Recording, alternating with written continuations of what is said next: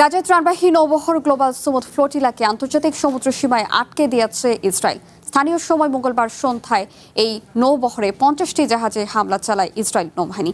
এ সময় ফ্লোটিলায় থাকা সব ত্রাণকর্মীকে আটক করে ইসরায়েলি নিয়ে যায় আইডিএফ।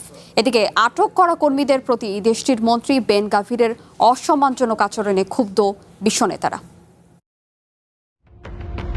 গাজায় ত্রাণ নিয়ে জাহাজ গ্লোবাল সুমুদ ফ্লোটিলা সাইপ্রাসের কাছে আটক হয়। আন্তর্জাতিক জলসীমায় ফ্লোটিলার পথ রোধ করে ইসরায়েল। শুধু তাই নয়, জাহাজের 430 ত্রাণ কর্মীকে আটক করে আশদোদ বন্দরে নিজেদের হেফাজতে নেয়ার কথাও স্বীকার করেছে দেশটির পররাষ্ট্র মন্ত্রণালয়।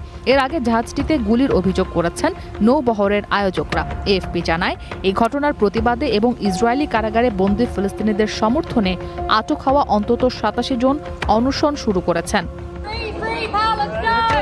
এদিকে সামাজিক মাধ্যমে এক ভিডিওতে দেখা যায় ফ্লোটিলা থেকে আটক করা ত্রাণকর্মীদের সঙ্গে অসৌজন্যমূলক আচরণ করেছেন ইসরায়েলের কট্টর ডানপন্থী জাতীয় নিরাপত্তা মন্ত্রী ইতামার বেন গাভির। ভিডিওতে দেখা যায় হাত বাঁধা অবস্থায় মেঝেতে হাঁটু গেড়ে বসে থাকা কর্মীদের উদ্দেশ্যে উপহাস করছেন তিনি।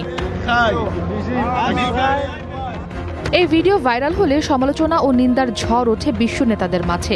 এক্স বার্তা ইটালির প্রধানমন্ত্রী জর্জিয়া মেলোনি বলেন, ইসরায়েলি মন্ত্রী বেন গাভিরের আচরণ অগ্রহণযোগ্য। ইতালীয় নাগরিক সহ এসব বিক্ষোভকারীর সঙ্গে এমন অশোভনীয় আচরণ গ্রহণযোগ্য নয়, যা তাদের মানবিক মর্যাদাকে লঙ্ঘন করে। নির্মাণে নাম্বার 1 শাহ সিমেন্ট।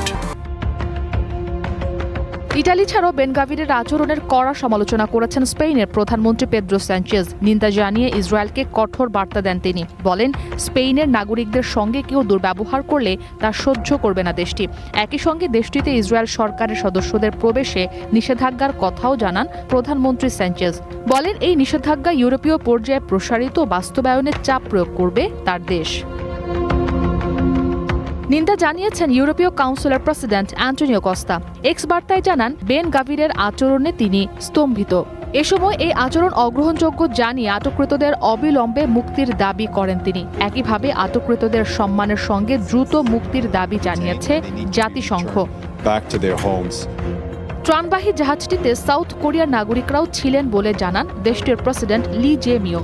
ইসরায়েলের আগ্রাসী আচরণকে মাত্রাতিরিক্ত বলে মন্তব্য করেন তিনি। এ সময় আন্তর্জাতিক সমুদ্র সীমা থেকে একটি ত্রাণবাহী জাহাজ আটকের বিষয়ে আইনি ভিত্তি নিয়ে প্রশ্ন তোলেন লি। জানতে চান, কোনো সংঘাত থাকলেই কি তৃতীয় দেশের জাহাজ জব্দ ও আটক করতে পারে ইসরায়েল? এদিকে গ্লোবাল সুমুদ ফ্লোটিলার সঙ্গে যুক্ত বেশ কয়েকজন অধিকার কর্মীকে নিষেধাজ্ঞার কালো তালিকাভুক্ত করেছে আমেরিকা। মঙ্গলবার দেশটির অর্থ মন্ত্রণালয় এই নিষেধাজ্ঞা আরোপের সিদ্ধান্ত ঘোষণা করে। ওই তালিকায় ইউরোপে থাকা কয়েকজন অধিকার কর্মীও রয়েছেন। এক বিবৃতিতে আমেরিকার পররাষ্ট্র দপ্তর জানায়, এই নিষেধাজ্ঞা হামাসকে সহায়তাকারী 3টি পক্ষকে লক্ষ্য করে দেয়া হয়েছে। ইসরাত মুক্তি, ওয়ান ইন্টারন্যাশনাল ডেস্ক।